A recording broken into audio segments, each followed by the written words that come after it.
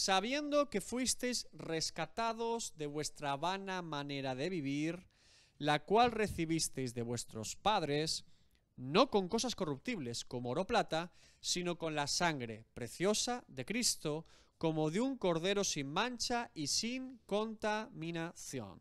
Bien. Recuerdan que la semana pasada les dije que Pedro está argumentando el motivo por el cual un creyente debe vivir en santidad. ¿Y cuál era el principal motivo que vimos la semana pasada de nuestra santificación? Que somos hijos, la adopción.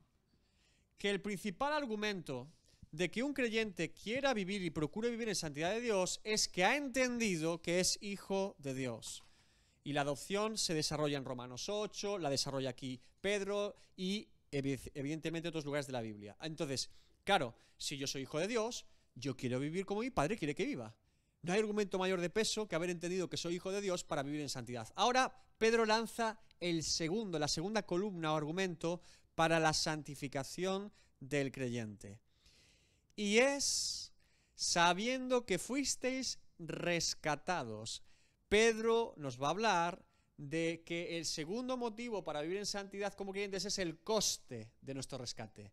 Lo que se pagó por nosotros, el valor que se pagó por nosotros y que por lo tanto nos recuerda cuánto Dios nos ama y por qué debemos vivir conforme a la voluntad de Dios. Bien, ¿qué es un rescate? Dice rescatados, ¿qué es un rescate? Técnicamente rescatar algo, ¿verdad? Ahora, desarrollando un poco lo que estamos aquí viendo, cuando alguien es secuestrado, ¿sí? Aquí hoy en día en España pasa poco, pero en Latinoamérica pasa más, y en algunos países en Asia pasa mucho más. Cuando secuestran a alguien, los captores, ¿qué piden para devolverlo? Un rescate. ¿Qué están pidiendo? Un precio por el cual se devuelva a la persona porque ha sido robada, sustraída. Se le quitó a su propietario, se lo llevó a una guarida secreta que nadie sabe y nadie conoce y está preso. Y ahora dicen, yo, para que éste sea libre, págueme un rescate. Ahora, este es un precio o un valor que implica pagar para que la persona sea devuelta a la libertad. ¿Se entiende esto? Bien. Ahora, este término de rescate, no piensen que se lo inventa Pedro en su primera epístola. Es continuo en el Evangelio. Por ejemplo, 1 Timoteo 2, de 5 al 6, apóstol Pablo. Primera carta a Timoteo. Porque hay un solo Dios y un solo mediador entre Dios y los hombres, Jesucristo hombre, el cual se dio a sí mismo en rescate por todos, de lo cual se dio testimonio a su debido tiempo. ¿Se dan cuenta el rescate otra vez? De hecho, estos versículos son casi exactamente la misma realidad que está presentando Pedro. Un rescate, quién pagó el rescate, el costo del rescate, por qué se pagó el rescate. Es exactamente la misma idea que 1 de Pedro 18 hasta el 21. Ahora, como les dije, Pedro y Pablo van a coincidir en su doctrina y en el Evangelio y lo que presentan en el Evangelio porque están presentando las palabras de Jesús. La primera vez que aparece el concepto de rescate como tal en el Nuevo Testamento es el propio Jesús quien lo dice. Por eso Pedro y Pablo lo repiten. Marcos 10:45. Que alguien lea Marcos 10:45. Porque el Hijo del Hombre no vino para ser servido, sino para servir y para dar su vida en rescate por muchos. Lo mismo se dice en Mateo 20:28, como el Hijo del Hombre no vino para ser servido, sino para servir y para dar su vida en rescate por muchos. El paralelo en Mateo 20:28. Bien, es Jesús mismo quien introduce el término de rescate. Por eso les he dicho muchas veces que cuando lean las palabras de Jesús en los Evangelios, hay mucha doctrina en las palabras de Jesús, mucho más de lo que a veces nos damos cuenta. No solamente son palabras de uso de vida práctica, no solamente nos habla de cómo ser discípulos, que también, el Sermón del Monte, evidentemente Jesús es sumamente práctico y didáctico porque es el maestro de maestros. Pero Jesús también lanza un montón de doctrina. La doctrina del rescate o la necesidad de un rescate la plantea el propio Jesús. He venido en rescate. Ahora dices, bueno, si hay un rescate quiere decir que alguien está preso o alguien está pidiendo un pago. ¿Se entiende? Bien. Ahora, ¿cuál es el precio de ese rescate? A la luz de lo que dice el propio Jesús y lo que dice Pablo y Pedro. Su propia vida. Jesús vino en rescate pagando él su propia vida. No se pagó con dinero, no se pagó con una propiedad física, se pagó con vida.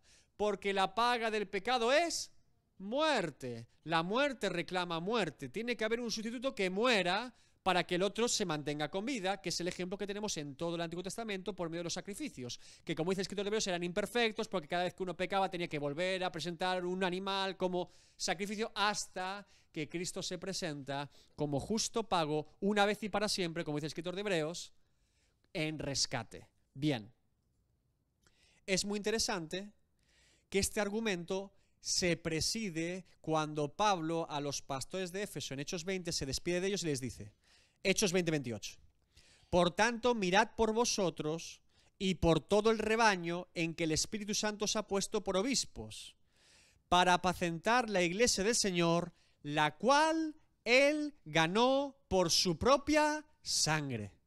¿Se dan cuenta el coste? ¿Se dan cuenta el precio que se pagó? Y creo que es Primera de Corintios, déjame buscarlo, 6:20, Primera de Corintios 6:20, que dice, porque habéis sido comprados por precio. Ahora, puesto que habéis sido comprados por ese precio, glorificad pues a Dios en vuestro cuerpo y en vuestro espíritu, los cuales son de Dios. ¿Qué está diciendo Pablo? ¿Vale? Yo he sido rescatado por alto precio, el más alto que se podía pagar. Ahora, si yo he sido rescatado, yo le pertenezco a quien me rescató. Mi cuerpo y mi espíritu son de Dios, todo mi ser es de Dios. Es lo que está diciendo Pablo. Recordemos, como motivo de nuestra santificación, que mi cuerpo, mi boca, mi espíritu, todo lo que yo soy es de Dios, porque Él pagó por mí, me rescató de las garras del infierno, me rescató del pecado, me rescató de la esclavitud que yo tenía por la muerte. Esa es la manera de entender. Por eso se traza hijo de Dios, pertenencia de Dios, vive en santidad.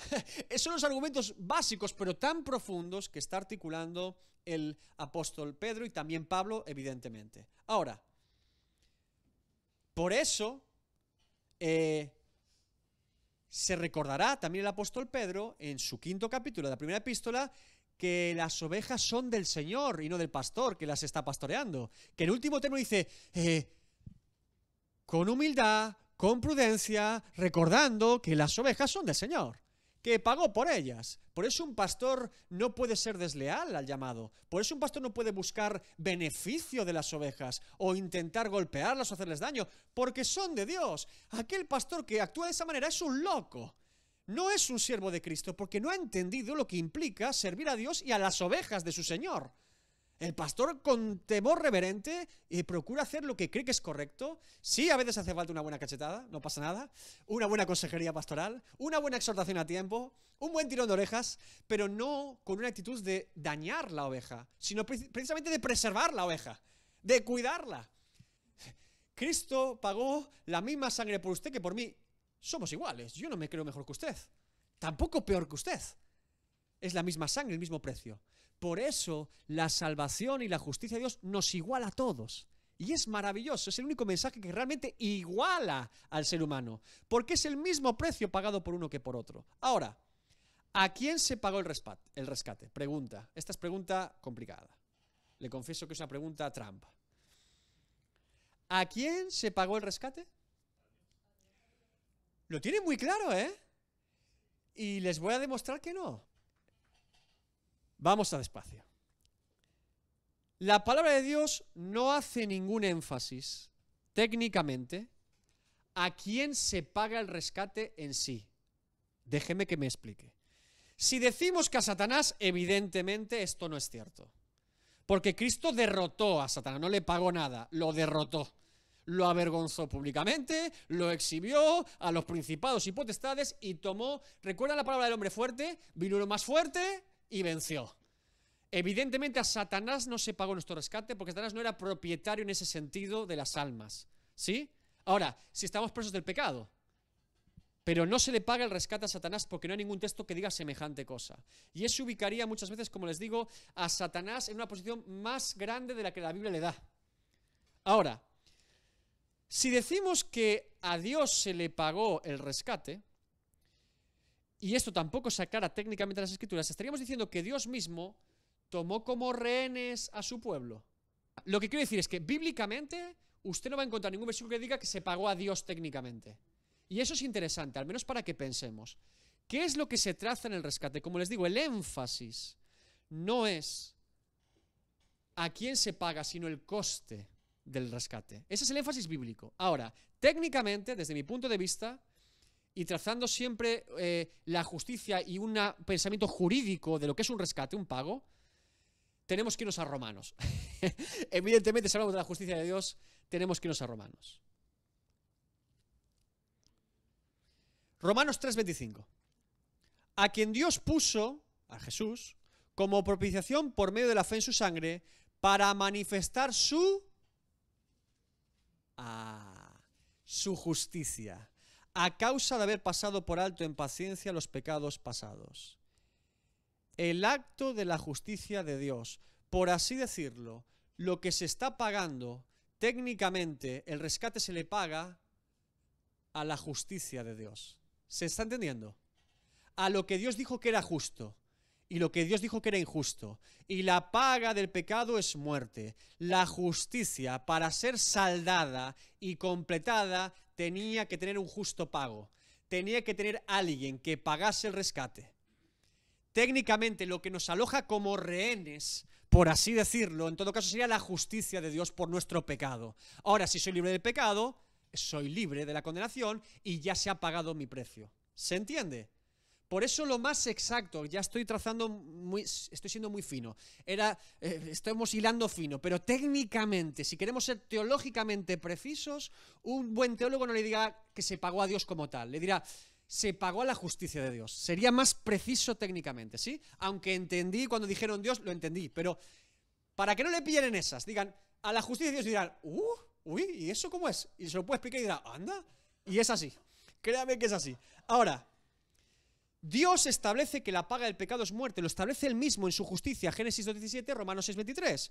Génesis 2:17, mas el árbol de la vida de ciencia y del bien y del mal no comerás, porque el día que de él comieres ciertamente morirás. Y Romanos 6:23, porque la paga del pecado es muerte, mas la dádiva de Dios es vida eterna en Cristo, Jesús Señor nuestro. El pecador está rehén, esclavo del pecado, esclavo de la muerte, preso de sus delitos y pecados, bajo la justicia y juicio de Dios. Ahora, ¿cómo puedo ser libre de la condenación? Juan 8:34 dice, Jesús le respondió, de cierto os digo que todo aquel que hace pecado, esclavo del pecado es. Sí, en ese sentido, como decías tú, se ha hecho rehén a sí mismo por su propio pecado, ¿no? No puede dejar de ser rehén, ¿no? Esclavo. Romanos 6:17. Pero gracias a Dios que aunque erais esclavos del pecado pasado, habéis obedecido de corazón aquella forma de doctrina a la cual fuisteis entregados. Por lo tanto, la justicia de Dios reclama un pago, una propiciación legítima por el pecador. La vida se paga con vida, la justicia se satisface con justicia. Cristo completa la justicia de Dios. Por eso, como siempre les digo y les recuerdo, la cruz principalmente es el acto judicial de Dios. Está el amor allí, está la gracia allí, está la misericordia allí, está el perdón allí, está toda la revelación completa. Pero principalmente es un acto judicial. Si yo no entiendo la cruz como un acto judicial de Dios, me he perdido la esencia de lo que es la obra de Cristo en la cruz y probablemente no haya entendido o sigo sin entender la obra de Cristo. Y si no entiendo la obra de Cristo, ¿cómo puedo ser salvo si no la entiendo? Es un acto judicial. El rescate de Cristo es ante la ley de Dios. Él pagó el precio de la cautividad, Él fue justo pago por los rehenes. Y al ser justo pago se pudo presentar delante de la muerte y Satanás y derrotarlos. Porque Satanás tampoco tiene acusación contra él, la muerte no lo puede retener. Hebreos 2, 14 al 15 lo explica de forma magistral. Así que por cuanto los hijos participaron de carne y sangre, seres humanos, Él también participó de lo mismo, se hizo hombre, para destruir por medio de la muerte al que tenía el imperio de la muerte, esto es al diablo, y librar a todos los que por el temor de la muerte estaban durante toda la vida sujetos a servidumbre. ¿Se entiende? ¿Sí? ¿No? ¿Ay, ay, ay? Si usted entiende esto, usted entiende cuando Jesús dice, consumado es. Hecho está, completado está. El pago se ha realizado, la transacción ha sido ejecutada, la cuenta ha sido saldada, consumado es. ¿Le entienden? Que la obra está toda ahí. Por eso en la cruz está ocurriendo todo está ocurriendo allí. La vergüenza pública de los demonios, el pago justo delante de la justicia de Dios, la justicia saldada, la sustitución por el pecador, todo se traza en la cruz, siempre en la cruz. Bien. ¿Sí?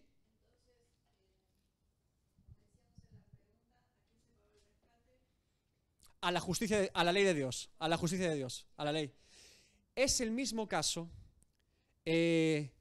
cuando en el Antiguo Testamento se traza la ley de los sacrificios. La ley de los sacrificios es para yo poder ser justo o justificado del pecado que acabo de cometer, alguien tiene que ocupar mi lugar, que es el animalito. Era delante de la ley de Dios. Siempre vivimos bajo leyes, como les dije. Hay leyes físicas, leyes naturales, leyes de gobiernos, todo siempre está bajo. Entonces, ante esa ley, nosotros somos rehenes. Y nadie ha pagado por nosotros, nadie puede pagar. Yo no puedo pagar por mí, no puedo pagar por ti, por muchas obras que hiciese. Tiene que haber un pago legítimo ante la ley. Cristo. Él paga y salda la deuda. Ahora, si la deuda está saldada, yo estoy libre. Yo puedo salir, ya no soy esclavo, ya no estoy rehén. De eso se trata. Entonces, técnicamente, teológicamente, el pago es ante la ley de Dios.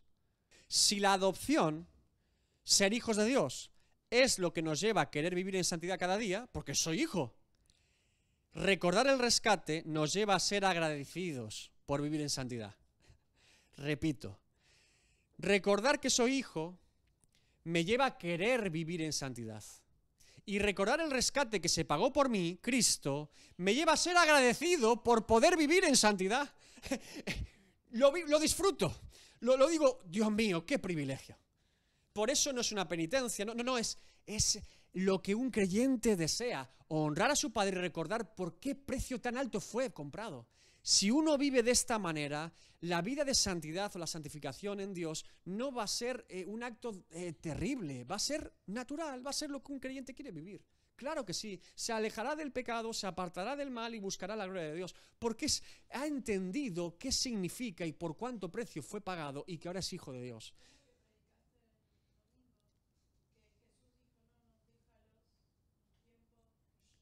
Yo haré la obra. Ahora, ese es el tema como creyente.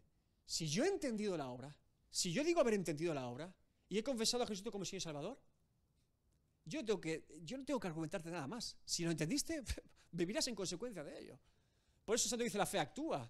Y la fe verdadera actúa. La fe que es fingida, dice, yo soy creyente, pero no le importa nada. No, la fe verdadera actúa. La fe verdadera vive en santidad y en santificación. Es lo natural. Toda otra idea no encaja en el Evangelio. Bien, sabiendo... Bueno, desde luego Primera de Pedro está siendo fantástica. Yo creo que Primera de Pedro nos está dando una lección, Pedro. El pescador, el bruto, madre mía con Pedro. Sabiendo que fuisteis rescatados de vuestra vana manera de vivir. Pregunta, ¿por qué vivir lejos de Dios, apartado de Dios, indiferente de Dios, es vano? Es vanidad. Si yo en esta vida no he entendido que el principal motivo de mi existencia es reconciliarme con Dios para vivir en su voluntad y el propósito por el cual me creó, estoy perdiendo mi tiempo. Todo día que pasa de un ser humano que no se ha reconciliado con Dios por medio de Cristo, está tirando a la basura su tiempo. Todo lo que haga, toda empresa que desempeñe, todo trabajo que realice, todo estudio académico que logre, todo mérito humano, toda casa que todo lo que se ponga encima y quiera hacer es una pérdida sustancial de su tiempo y no ha entendido. En vano estudia, en vano trabaja, en vano se casa, en vano tiene hijos, en vano hace todo lo que hace porque no ha entendido absolutamente nada del propósito por el cual existe y vive, que es por él y para él y para su gloria. Eclesiastés 1:2, vanidad de vanidades. dijo el predicador, vanidad de vanidades, todo es vanidad. Y lo dice precisamente Salomón, el hombre más rico, casado con más mujeres, con más sabiduría, con más fama de su época. No había persona con mayor reconocimiento humano, probablemente en la historia, que Salomón en su época. Los reyes iban a visitarlo diciendo, ¡qué maravilla de reino! ¡Cuánta sabiduría! ¿Cuánto harén de mujeres tiene? ¿Cuántas propiedades? ¿Cuánto oro? Mira el templo, mira la casa. No había persona más famosa, más rica, más inteligente, con mayor conocimiento y con todos los placeres que él mismo relata en Eclesiastés que Salomón. Y él dice, vanidad, todo vanidad. No tiene sentido la vida. He probado toda la vida. No le puedes decir a Salomón, oye, ese caballo lo compré, era mío. Y esa propiedad era mía también. Y esa mujer también era mía. Y eso también lo conocí. Él vivió todo lo que se podía vivir, literalmente. Dios le permitió a ese hombre vivir todo lo que un hombre podría soñar de vivir y tener todo lo que un hombre podría soñar de tener y hacer todo lo que quisiera y todo. Y dijo, ¿sabes qué? La vida es una vanidad. Si no he encontrado mi propósito, que es Dios y una vida con Dios, estoy haciendo el ridículo. Fíjense, ¿eh? Ahora, adelante.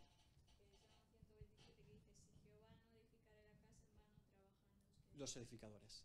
En vano. Si yo no estoy construyendo mi vida en Cristo, en vano estoy construyendo mi vida. Correcto. Ahora,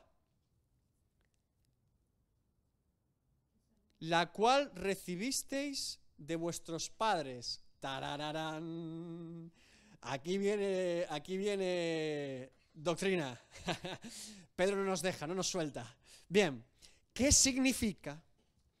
Que esta forma vana de vivir la hemos recibido de nuestros padres, que nuestra vana manera de vivir viene heredada por nuestros padres. ¿Qué significa?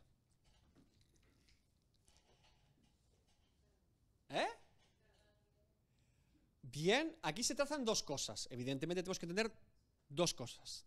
La primera, que evidentemente nuestra cultura, nuestro idioma, nuestros valores, entendimiento, cosmovisión de la vida inicialmente, relaciones, contexto, viene asociado directamente a nuestro hogar y familia. La persona más importante para un niño cuando nace, en su entendimiento, son sus padres. Papá, y su mamá dice Joana, sus padres, Joana, sus padres. Y la mujer está sometida a la cabeza, que es el varón, como la iglesia a Cristo. No, Efesios 5, no vamos a entrar ahí. Lo que quiero decir es, los padres. El padre ejerce muchísima influencia en un niño.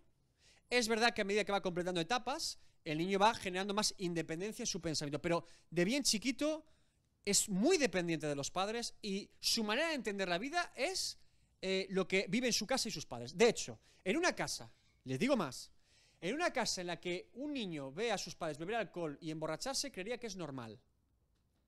En una casa en la que un niño ve a sus padres pegarse y tirarse platos, creería que es normal.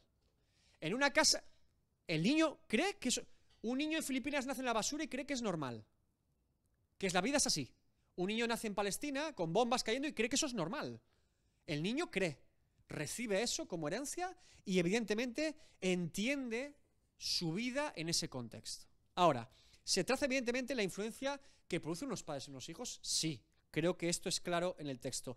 Y que el niño tiene una inclinación natural a recibir lo que sus padres le dicen. Ahora, también es interesante que no solamente se traza desde un punto de vista pues, antropológico, psicológico, filosófico, biológico, que un padre es importante para un hijo en cómo va a entender la vida, sobre todo cuando es en su temprana edad. También desde un punto de vista teológico, como se ha dicho por ahí, se está trazando la herencia de nuestra condición de pecadores, de nuestros padres, nuestros primeros padres, que son Adán y Eva, porque si vamos subiendo entre padres, padres, padres y padres y padres, y creemos en la palabra de Dios, sabemos que varón y hombre los creó, un hombre y una mujer, el hombre se llamaba Adán y la mujer se llamaba Eva, y desde ahí sale toda la estirpe de la humanidad. ¿Sí? Se está trazando también que nuestra manera de vivir es heredada de Adán. Pregunta entonces, ¿por qué por culpa de Adán yo tendría que haber heredado su pecado y su error? ¿Qué me importa a mí, Adán? ¿Qué tengo que ver yo? ¿Por qué es justo? ¿Cómo va a ser justo para Dios que otro tipo que hizo algo mal yo lo herede desde que nazco? y que por lo tanto mi vana manera de vivir ha sido heredada. Yo no la pedí, la heredé. O sea, si uno hereda una familia pobre, es pobre, pero no querría heredar pobreza, pero lo heredó. Bueno, Señor, yo porque heredo esta condición de pecador, de Adán, ¿qué tengo que ver yo con Adán? Respuesta teológica, a ver, mi clase. Porque tú lo harías igual. Bien, ¿qué más? Bien, se notan los que vienen a la escuela dominical los domingos. Bien, varios argumentos. Primero, Adán es nuestro representante legal delante de Dios. Recuerden que siempre les hablo desde un punto de vista legal, ley. Dios traza lo que es legal, lo que es bueno y lo que es malo. Siempre hay ley, siempre. Y Dios dicta una ley justa. Por lo tanto, es nuestro representante legal. Es decir, Adán representaba a Dios en el Edén como representación de toda la humanidad delante de Dios. No solo era su vida particular, sino que era representante legal delante de Dios. Un ejemplo sencillo. Siempre se le puede poner este ejemplo. Un representante de una empresa, un comercial, representa a una marca. Ahora este hombre va y llega a un comprador y le dice: Pepito, Adrián, te voy a hacer un 40% de descuento en toda la colección. ¡Oh! Y dice Adrián: te compro toda. Y firmamos el contrato. Soy representante legal de mi empresa, firmé el contrato. Llega al jefe y le dice: firmé un contrato con Adrián, vendí toda la colección. Eres el mejor representante de la empresa. Y la vendía un 40% de descuento. ¡Loco! Tenemos un margen de un 20%, has arruinado la empresa. Ahora, como representante legal de esa empresa, el jefe ahora tiene que proveer. No puede romperlo. Yo representé, fui embajador. Como un embajador, técnicamente fui embajador. ¿Qué es una embajada en un país? Es territorio de ese país en otro país. Técnicamente, una embajada de España en Argentina es España en Argentina. Si tú la invades, literalmente estás invadiendo España. Técnicamente, legalmente. Ahora, que a los políticos les da igual la legalidad es otra cosa, pero técnicamente, como Dios sí que cumple su ley, como Dios sí se toma en serio lo que dice, y no es un hombre con patrañas que cambia de parecer, y Dios dice y cumple, es muy importante entender que Dios va a cumplir siempre su ley. Ahora, como representante legal, Adán está allí. Y se representaba a él, a su esposa, a Adrián, a mí, a Mabel, a Andreina y a todos allí. Nuestro representante legal. Ahora, segundo, una representación legal, como digo, es vinculante. Lo que representa y lo que hace, nos representa a todos. Es como cuando llevamos un representante del país, yo qué sé, a las Olimpiadas. El representante de España para la disciplina de natación y queda último. Bueno, España quedó última. Nos representa de alguna manera, ¿verdad? Bien. Como hemos dicho también, porque esto es justo delante de Dios. Porque Dios dicta que así lo sea y porque además Dios es tan bueno que Adán era nuestra mejor opción. Nuestro mejor representante posible delante de Dios era Adán. ¿Por qué le puedo demostrar esto bíblicamente? Porque Dios lo creó sin pecado, con libre albedrío pleno, sin inclinación hacia lo bueno y hacia lo malo, no tenía por qué pecar, fue creado sin pecado y encima en un contexto idílico, con toda la creación a la perfección para que simplemente obedeciese. Es decir, si Adán pecó, todos pecamos con él porque todos hubiésemos hecho exactamente lo mismo. Por eso la representación legal es legítima delante de Dios y Dios ya sabe que todos hubiésemos hecho lo mismo. Y por eso se hereda, por lo tanto, de nuestro representante legal, papá Adán, nuestra condición de pecadores. Ahora, todos desobedecimos a Dios en Adán. Y todos tenemos esa condición de pecadores porque todos hubiésemos hecho lo mismo. ¿Qué pasa? Romanos, una vez más, 5:18 dice: así que como por la transgresión de uno vino la condenación a todos los hombres, representante legal, de la misma manera por la justicia de uno, Cristo, vino a todos los hombres la justificación de vida. La representación legal de Adán como hombre a Dios debe ser aceptada por todo creyente. Y le explico por qué esto es troncal en el Evangelio y es doctrina fundamental. Si yo no acepto que Adán me representó legalmente delante de Dios en el Edén, no puedo aceptar que Cristo me representara delante de Dios en la cruz del Calvario. ¿Se dan cuenta? Si no acepto la ley de Dios para una cosa, no la estoy aceptando para la otra. Y no puedo ser salvo. Si yo creo en la ley de Dios, creo en toda la ley de Dios. Cuando me beneficia en Cristo y cuando me perjudica en este caso, por Adán. pero la ley de Dios es la misma y se cumple. Se cumple en Adán, se cumple en Cristo. Por eso, si yo no acepto mi representación legal delante de Dios en Adán, no puedo aceptar mi representación legal delante de Dios en Cristo. Por eso Pablo dice el postrer Adán y lo deja rematadito, ¿no? Lo deja súper claro. El postrer Adán vino a hacer lo que el primero no pudo, vivir en santidad, una vida perfecta y presentarse para rescate. Muy bien.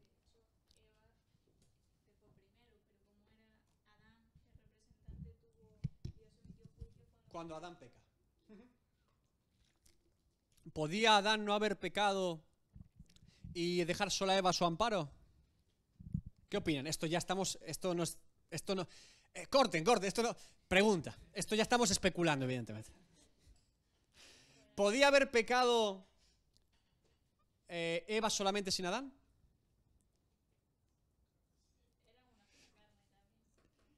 Susana dice que sí, tímidamente, pero dice que sí. A ver, ¿cuántos sís? Venga, Mabel, la responsabilidad individual. A ver, señor, la responsabilidad individual del pecador. ¿Cuántos sí, cuántos no? Que sí, que solamente Eva podía haber pecado y Adán no haber pecado. O sea, es posible que solamente, repito, reformulo, Eva peca. Bien, cuando Eva peca, inmediatamente en ese momento podemos decir que Adán no pecó todavía, hasta que le da a probar, ¿no? Y desobedece él también. ¿Era posible en esa historia que vemos en el Génesis, en el huerto de Edén, que solamente el pecado se cortara en Eva? Eran individuos. ¡Ah! Esa es mi respuesta. Eran una sola carne, él era el responsable. Si esa mujer estaba hablando con las serpientes porque Adán lo permitió, y si permitió que comiese, es porque de alguna manera él querría comer también y estaba... Por eso inmediatamente come, dice, se lo da al momento, parece. Pero está. Parece que le dio de comer.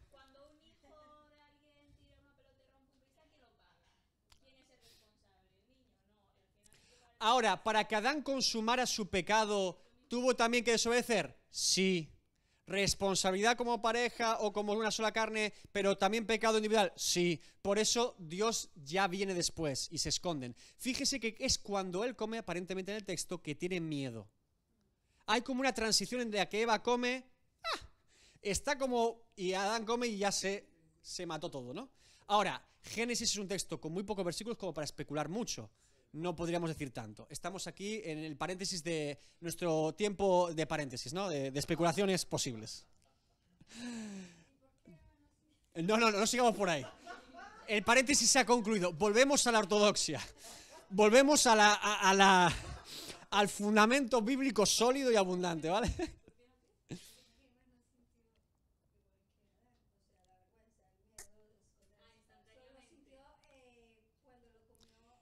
Porque la orden de Dios es Adán.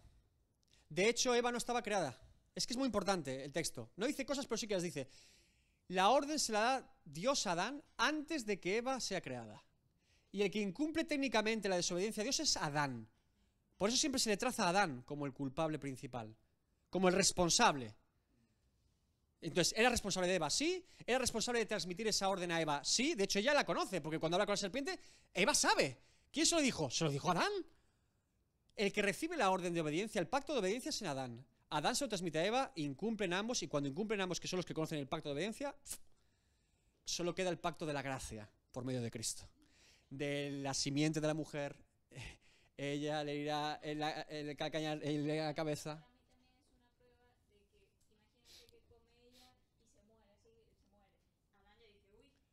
Se salvó, ¿no? Dice, el gato de Schrödinger abrió, estaba muerto.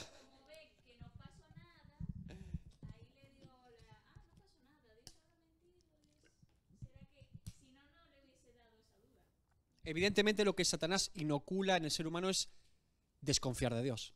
La falta de confianza, la falta de fe, como siempre. La falta de confianza en Dios. Dios dijo algo y por algún motivo prefieren querer una serpiente que a Dios, a su creador. No tiene lógica. Bueno, nosotros, como le digo, somos Adán.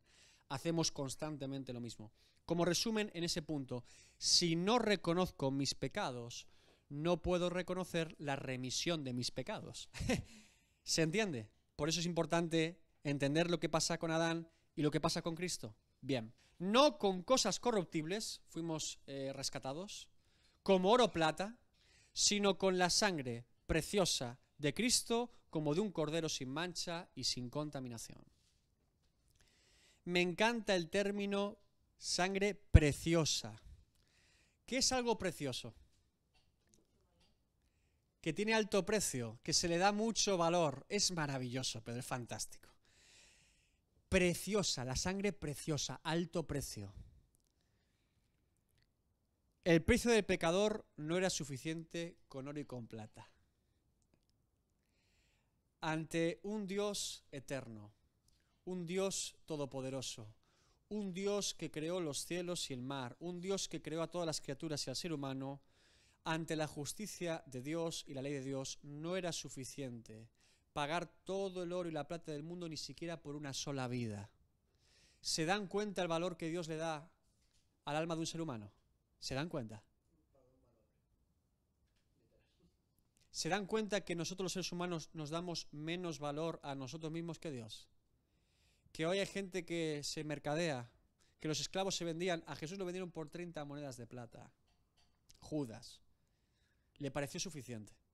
30 monedas de plata, el precio de un esclavo. Hoy en día hay personas que aunque no te digan que sí con la boca, si le das una alta oferta harían cualquier cosa. Tienen un precio. Todos tienen un precio. El político, su integridad, tiene un precio. Un juez, tiene un precio. Quizá tengas que pagar mucho oro, pero tiene un precio. Un país, tiene un precio. Una empresa. Dios no negoció en su ley en ningún caso un justo pago por nada económico y material, por cosas corruptibles. Dios nos valora más a nosotros que nosotros a nosotros mismos. Así es la condición del ser humano. Ahora, ¿por qué el pago no podía ser con cosas corruptibles o perecederas?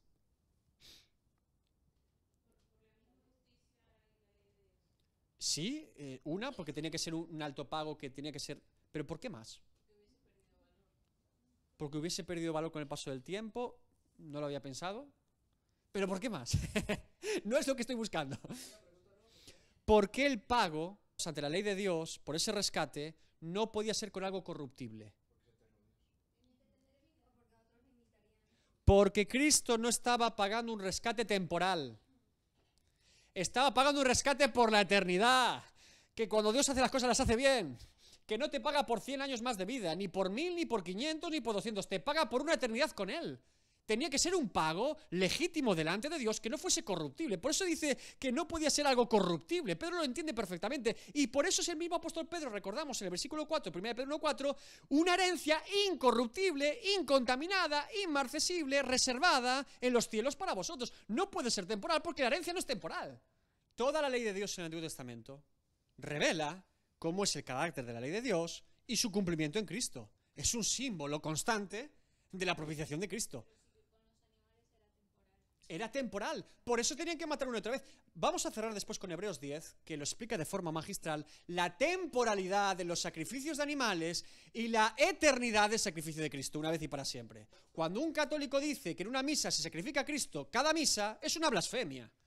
Porque está diciendo que el sacrificio de Cristo en la cruz no fue completo y que tiene que volver a sacrificarlo cada misa, cada vez que hacen una misa en cada lugar del mundo. Eso es una locura, es una herejía de la romana, es una herejía, lo siento mucho, no se puede sostener bíblicamente. Sería no entender nada de la obra de Cristo y decir que es una obra temporal en la que yo voy constantemente acudiendo a ella y que tengo que sacrificar constantemente a Cristo como un cordero imperfecto o como un cordero del Antiguo Testamento. No. Precisamente el escritor de Hebreos y Romanos explican todo lo contrario. Ahora, si la herencia es sin corrupción, el rescate debe ser pagado sin corrupción. No se puede presentar cualquiera allí, ¿eh? Tiene que ser alguien incorruptible, impecable. La palabra impecable significa sin pecado y que no peca y que no va a pecar y que no se presenta con pecado. Si la herencia es incontaminada, el rescate debe ser pagado sin contaminación. Si la herencia es inmarcesible, inmarchitable, el rescate debía ser pagado una vez y para siempre, para que la deuda sea saldada, condonada por la eternidad. Por eso Cristo se presenta como un cordero sin mancha y sin contaminación. La ley decía, Levítico 22:19, para que sea aceptado, ofreceréis machos sin defecto de entre el ganado vacuno, de entre los corderos o de entre las cabras. Ninguna cosa en que haya defecto ofreceréis, porque no será acepto por vosotros. No será aceptado. No será aceptado en ningún caso ningún defecto presentado delante de la ley de Dios para justicia o para pago justo. Ni lo presentéis, ni lo intentéis. No va a saldarlo. Ahora, entendiendo cómo la ley de Dios dada a Moisés representa la obra de Cristo, toma ahora Hebreos 10 y simplemente le leo los 23 versículos y cierro, pero merece la pena leer Hebreos 10, 1 al 23. Lo explica de forma magistral. Porque la ley, teniendo la sombra de los bienes venideros, es decir, siendo un símbolo o intentando explicar lo que íbamos a vivir en Cristo, no la imagen misma de las cosas, está diciendo a los hebreos que la ley de Dios se cumple en Cristo y no en los animales. Nunca puede esa ley, por los mismos sacrificios que se ofrecen continuamente cada año, hacer perfectos a los que se acercan. De otra manera, cesarían de ofrecerse. ¿Qué está diciendo el escritor de Hebreos? Que si la ley dada a Moisés sacrificando animales hubiera sido perfecta, era el propósito real de Dios, bueno, sacrificaban uno y ya no sacrificaban más. De otra manera cesarían de ofrecerse, pues los que tributan este culto, limpios una vez, no tendrían ya más conciencia de pecado. Pero en estos sacrificios cada año se hace memoria de los pecados, porque la sangre de los toros y de los machos cabríos no puede quitar los pecados. Por lo cual, entrando en el mundo, dice, y ahora toma el Salmo 40 del 6 al 8, fíjense que el escritor de Hebreos nunca dice la cita, a Pablo era más preciso, decía, en Isaías, en tal, el de Hebreos te lo lanza. Bueno, Salmos 46 al 8, sacrificio y ofrenda no quisiste, mas me preparaste cuerpo. Bueno, este salmo profético es tremendo, ¿eh? Este salmo mesiánico es único. Holocaustos y expiaciones por el pecado no te agradaron. Entonces dije, he aquí que vengo, oh Dios, para hacer tu voluntad, como en el rollo del libro está escrito de mí. Diciendo primero, sacrificio, ofrenda y holocaustos y expiaciones por el pecado no quisiste, ni te agradaron, las cuales cosas se ofrecen según la ley. Y diciendo luego, he aquí que vengo, Dios, para hacer tu voluntad, quita lo primero. ¿Qué está diciendo el escritor de Hebreos? Claramente, que un judío no debía entender que la justicia de Dios era cumplir con la ley ofrecida a Moisés o presentada a Moisés, sino que eso representaba la voluntad de Dios en Cristo. Por eso dice que él dice, no pedía sacrificios y vengo a hacer tu voluntad. La voluntad de Dios es Cristo. Por eso si tomas Hebreos y Romanos, o te conviertes o pereces, porque literalmente te están diciendo clara y llanamente que la justicia de Dios se cumple en Cristo y que la ley de Dios es Cristo. Y que el otro simplemente simboliza y representa eso. Ahora, claro, escrito a Hebreos esto es fuertísimo. Es un mensaje tremendo, porque aunque estos sean creyentes, cualquier judío tenía controversias todavía con el tema de la ley, guardar, qué guardo, qué no guardo. Fíjense lo que está diciendo. Ahora, en esa voluntad, en la de Cristo, en cumplir la justicia de Dios en Cristo, somos santificados también, mediante la ofrenda del cuerpo de Jesucristo, hecha una vez para siempre. El rescate completado, el consumado es de verdad. El velo rasgado, una sola vez. Y para siempre. Y ciertamente todo sacerdote está día tras día ministrando y ofreciendo muchas veces los mismos sacrificios que nunca pueden quitar los pecados. Pero Cristo, habiendo ofrecido una vez para siempre un solo sacrificio por los pecados, se ha sentado a la diestra de Dios. De ahí en adelante, esperando hasta que sus enemigos sean puestos por estrado de sus pies, porque con una sola ofrenda hizo perfectos para siempre a los santificados, y nos atestigua lo mismo el Espíritu Santo, porque después de haber dicho, y ahora va Jeremías 31:33, este es el pacto que haré con ellos. Después de aquellos días, dice el Señor, pondré mis leyes en sus corazones y en sus mentes las escribiré. Y añade, y ahora va Isaías 43:25, y nunca más me acordaré de sus pecados y transgresiones, pues donde hay remisión de estos, no hay más ofrenda por el pecado. Así que, hermanos, teniendo libertad para entrar en el lugar santísimo por la sangre de Jesucristo, por el camino nuevo y vivo que Él nos abrió a través del velo, esto es su carne, y teniendo un gran sacerdote sobre la casa de Dios, acerquémonos con corazón sincero, en plena certidumbre de fe, purificados los corazones de mala conciencia y lavados los cuerpos con agua pura, mantengamos firme, sin fluctuar, la profesión de nuestra esperanza, porque fiel es el que prometió. Y otra vez te lleva a la santificación siempre. Cuando un escritor inspirado por el Espíritu Santo te habla de la obra de Cristo, siempre te lleva a vivir en santidad. Es el mensaje natural y obvio. El precio fue pagado, la deuda fue saldada, el rescate fue completado, vive como Dios quiere que vivas, para la gloria de Dios. El escritor de Hebreos de forma magistral trazando cómo toma la ley del Antiguo Testamento, la ubica para presentar a Cristo y cómo Cristo sí que es el cumplimiento perfecto de lo que unos corderitos o unas cabras o unos machos de vaca, ¿qué es eso? ¿Un toro? Un becerro, no podía hacer. ¿Se dan cuenta en la providencia de Dios que cuando Jesús profetiza que Jerusalén iba a ser destruida, Jesús dice que no quedará piedra sobre piedra en el templo, ¿verdad? ¿Qué hacían en el templo los judíos todavía? En Jerusalén, todos los años. Sacrificios, hermanos, sacrificios. ¿Se dan cuenta que Dios completa la obra en Cristo, el rescate, un pago para siempre, para la eternidad? Y Dios se encarga, como juicio en la ciudad de Jerusalén, destruir toda la ley sacrificial de los judíos hasta el día de hoy, porque nunca se ha vuelto a levantar el templo y nunca se ha vuelto a levantar sacrificios. Los judíos no hacen sacrificios hoy en día. ¿Se dan cuenta? Un judío debería reflexionar al menos.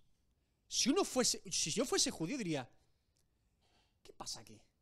Vale, el Nuevo Testamento se lo inventaron los cristianos, pero si Jesús dijo que iba a ser destruido y no tengo más sacrificios, y luego dice que eso es sacrificio para siempre, un judío debería atar cabos, porque es muy providencial de parte de Dios que cumpliendo la profecía sobre la ciudad de Jerusalén sea destruida, arrasada por completo y no haya más sacrificios de los judíos hasta el día de hoy. Y siga eso así,